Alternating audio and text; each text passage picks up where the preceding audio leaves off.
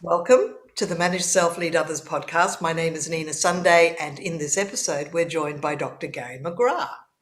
And after graduating in mechanical and metallurgical engineering, Dr. Gary McGrath entered the US Army, where he commanded a unit of 120 soldiers, and he was only 25. He went on to work at several Fortune 500 companies and startup technology companies. 11 years ago, after earning a Doctor of Business Administration, a DBA, in marketing, he founded his company, Staterius. Leader Step 7 is his holistic leadership development program to transform bosses into leaders with compassionate accountability. A CSP, Certified Speaking Professional with the National Speakers Association, and author of 2 books. The second, A CEO's Journey, The 7 Steps of Intentional Leadership. Welcome, Dr. Gary. Well, thanks, Nina. And it's interesting, the tagline, intentional leadership. Tell me about the book and especially what you mean by intentional leadership.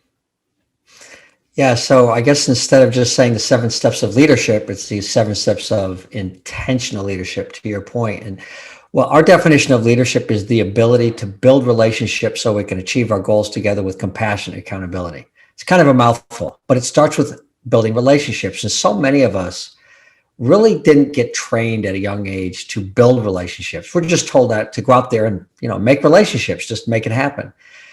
And the problem is that experience alone is a horrible teacher. And that's what we base most of our interpersonal building on, is our experience. And so few of us are intentionally developed to be more effective in building relationships or building our leadership capabilities. So intentional leadership is about, first of all, being aware of who I am, being aware of what I stand for, being aware of the opportunity to step up and be my best self every single day. And if I can do that in my interaction with others and be that level of authenticity and that level of just self-awareness, then I can start down this path of leadership development. Without it, without being intentional, then we're unconscious, which is what many people are.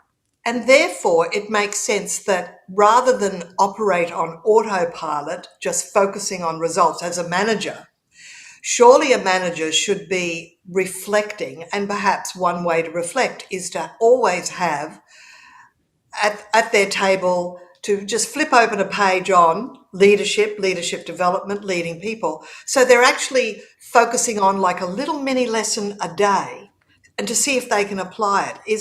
Is that the sort of, how would you really help people focus on being more intentional as they start each day?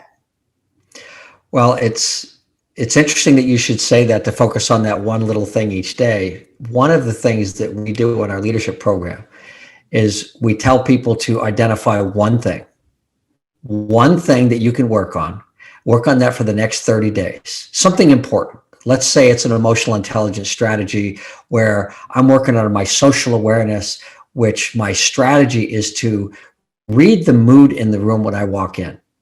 I can't tell you the number of times that leaders will walk into a meeting. It's 8:00 in the morning. They're getting ready to go into one of their staff meetings.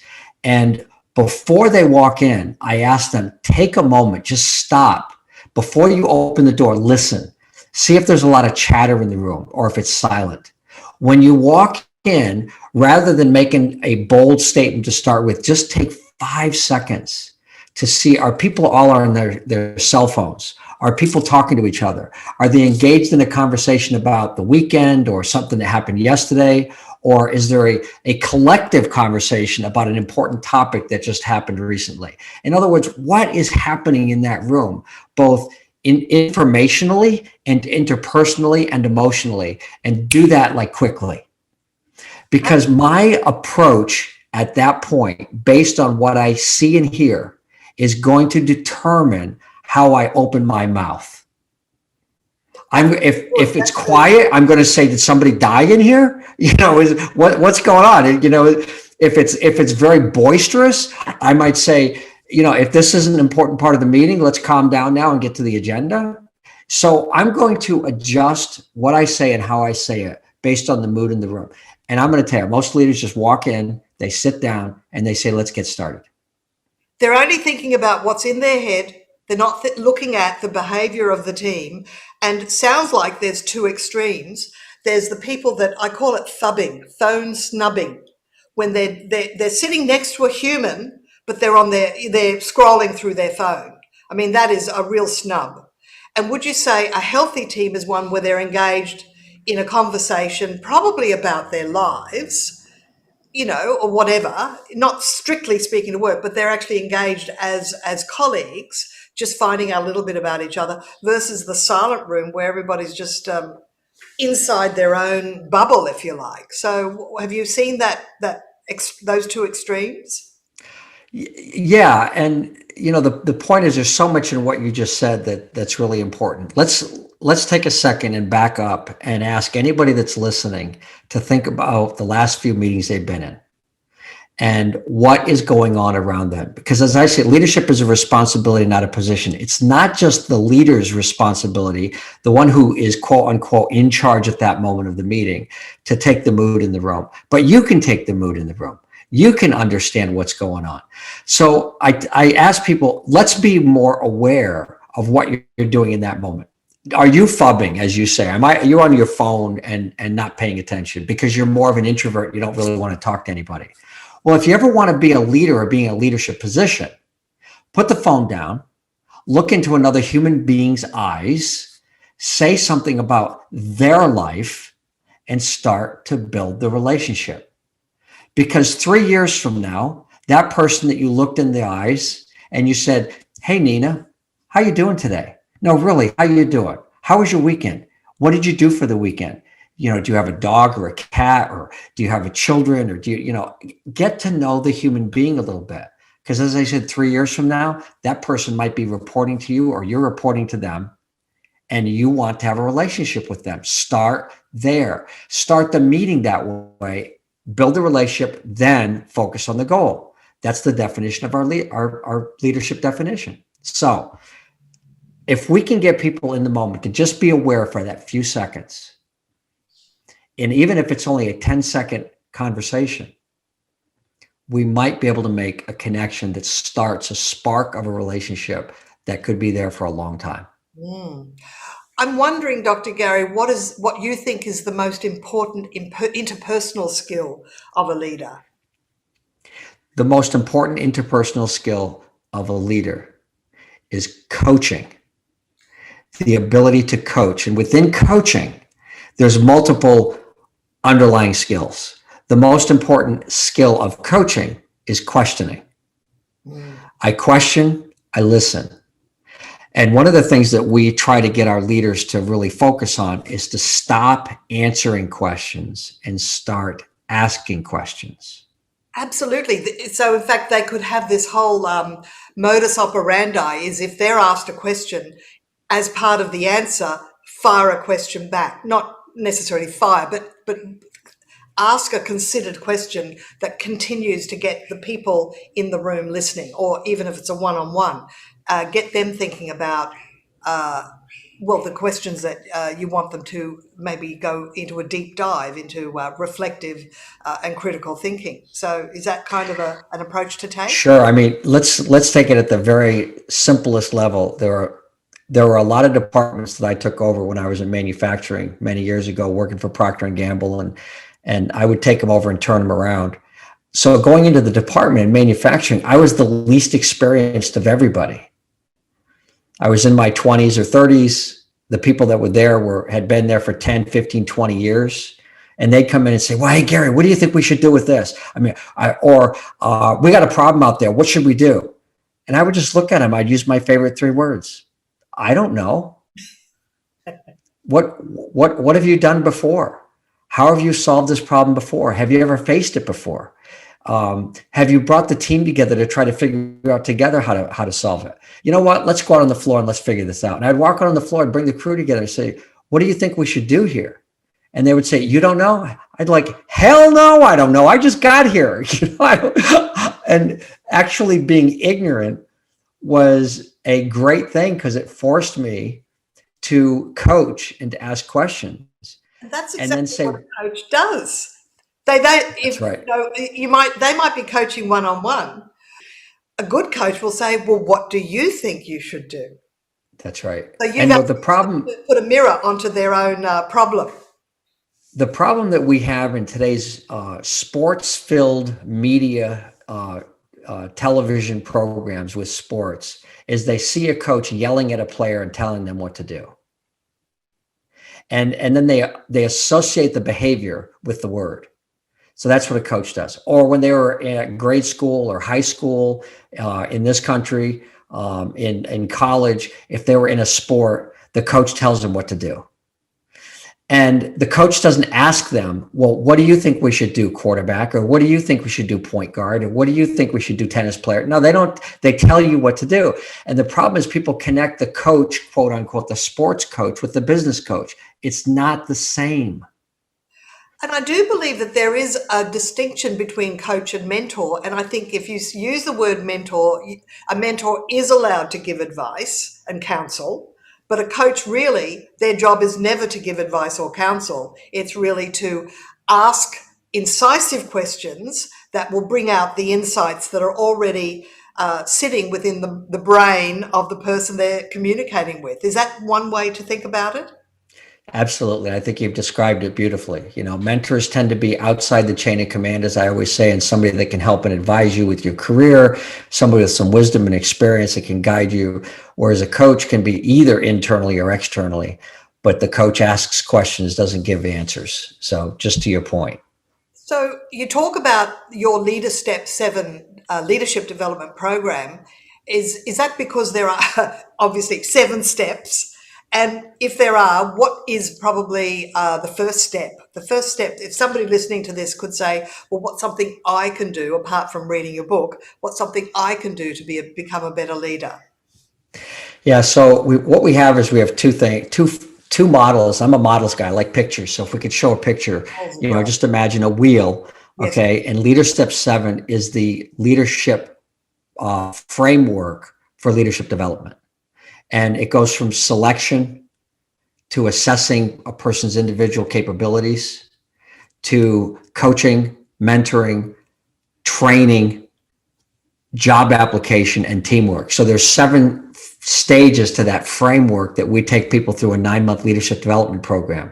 The 7 steps of intentional leadership is a model of leadership development, a fundamental model that helps people first look at themselves and see, what do I need to do to be a more effective leader? And then what do I do with my team to be a more effective leader? It's always inside out. Leadership is always an inside out process. And the first step 1 is purpose. So step 1 of my 7 steps of intentional leadership is purpose. We got to have purpose. People say, okay, so where do we start with purpose individually? I need to know who I am. That's great. So I can remember many years ago when I was teaching for the Recovery Leadership Center and teaching the 7 habits of highly effective people.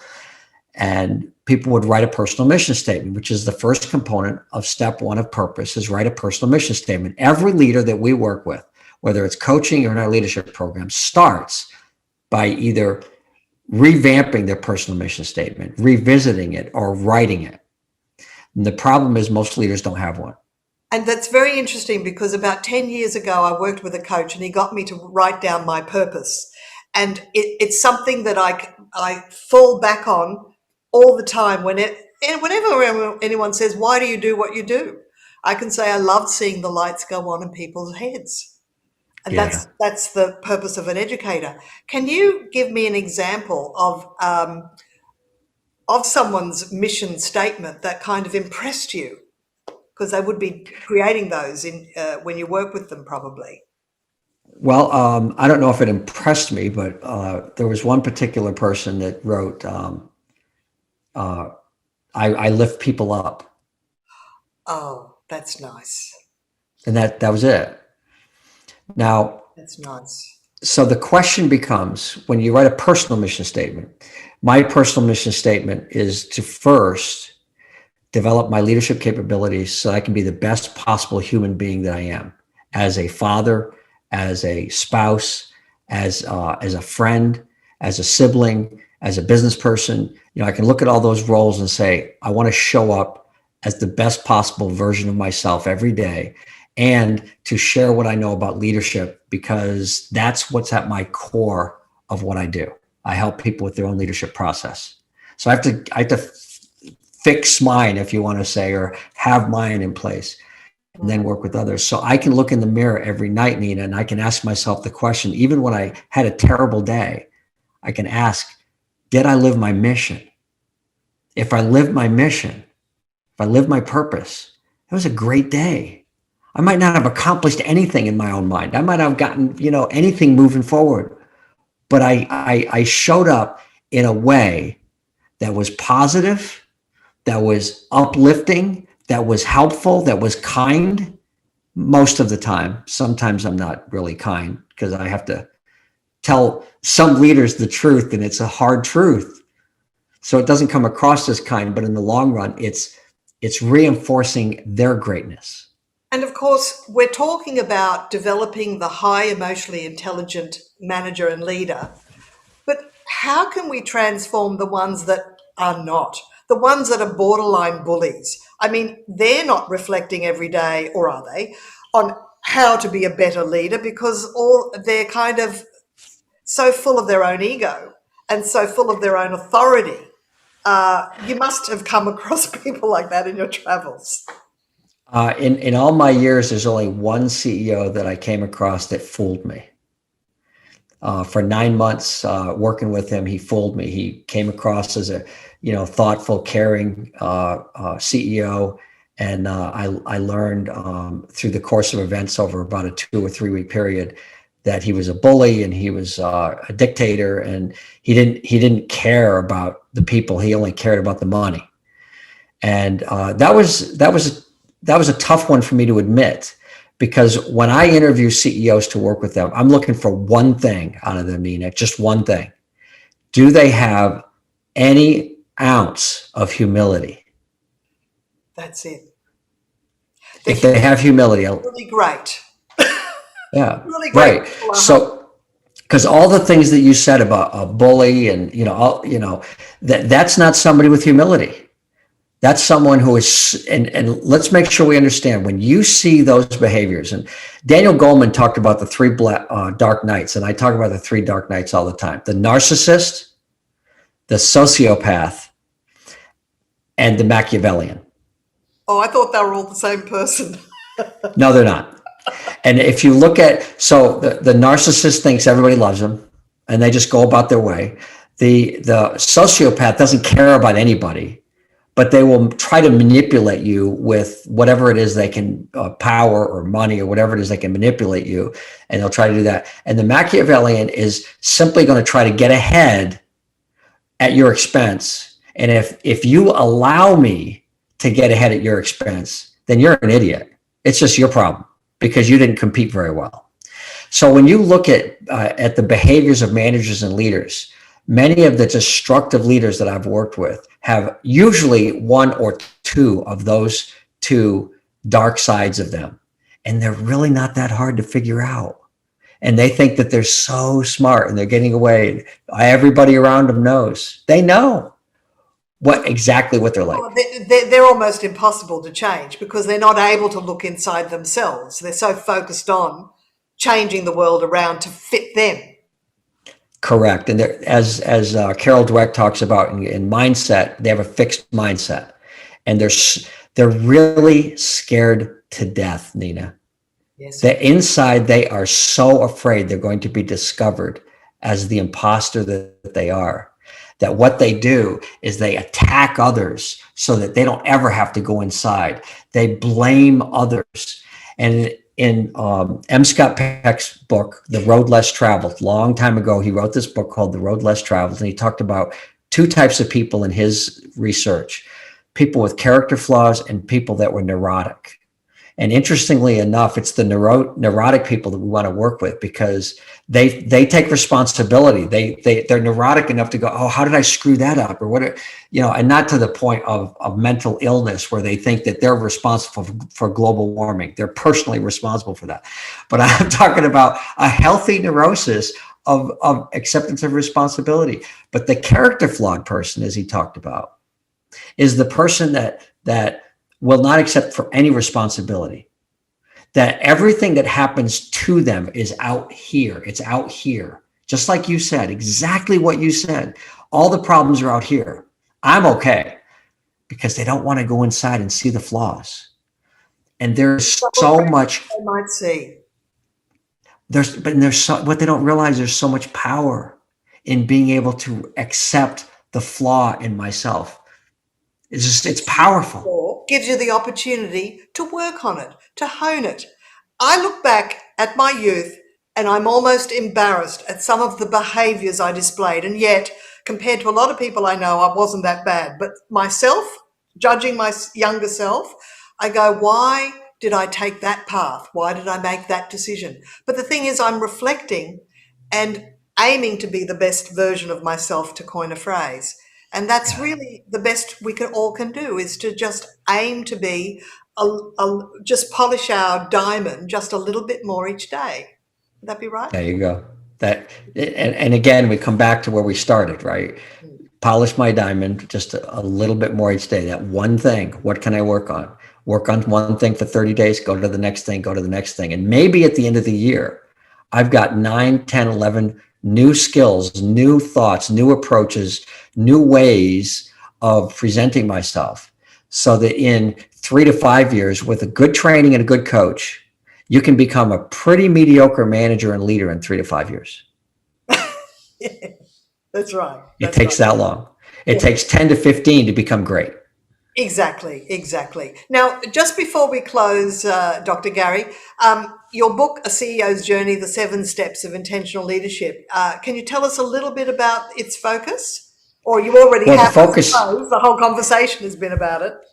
The subtitle is The 7 Steps of Intentional Leadership, and the story is about a CEO who has had a lot of success and things are falling apart. And because he hasn't had to face that kind of a challenge in the past, he doesn't know where to go, where to turn, and what to do. So he ends up hiring a coach who was a previous boss of his, and he reaches out to her and he says, Karen, could you coach me? I'm in trouble and I really need help. And the moral of that story is, if there's anything that anybody wants to do to improve their leadership capabilities, start by hiring a coach.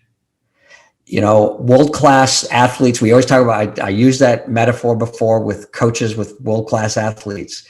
They have coaches and they're the best in the world. And yet businesses with mediocre to just above mediocre business leaders who need the help don't have a coach. It's the fastest, best way to improve your capabilities. And you need to have the humility to actually go, I can learn by working with someone who can bring the best out in me. I like the fact that you say it's a parable, because it means that instead of just buying a novel, this is like a novel about leadership. Why not read this over the coming break? So over the weekend. It would take you, it's 150 pages, and it doesn't tell you everything you need to know, but it wets the whistle and lets people know what are the basics of leadership development that you need to have in order to have that foundation. It gives you a foundation to work from so that you can move from. And I have to tell you, Nina, I talk about this all the time about bad bosses. My underlying mission is to get rid of bad bosses. Oh, that's because bad bosses are destructive. The problem is that bad bosses aren't bad bosses because they want to be. Most of them are not the 3 dark nights. They're not a Machiavellian, a narcissist. They're not a sociopath. They're just bad because they don't know how to be good. They've never been trained on how to be good. And in today's day and age, with the stresses that we're under, with the pandemic and all the other challenges that we have, you have people with these stresses, and stresses bring out more triggers. Triggers bring out more negative behaviors. Hire a freaking coach. Write a mission statement. Get rid of that that confusion. Because if I have a mission statement and a coach that can hold me accountable, hold myself accountable, I can show up as a better version of myself every single day. Maybe not perfect, just a little bit better. Get rid of the bad boss, become good, become mediocre, so that we're not bad and we're not destructive and we're not hurting other people out of ignorance. That's my message. That is fabulous advice, Dr. Gary, and it is such a pleasure to hear you speak this refreshing truths and insights. I'm really inspired. So thank you so much for sharing your thoughts with us today. Thanks for listening, Nina. Appreciate it. Thanks a lot. Bye now.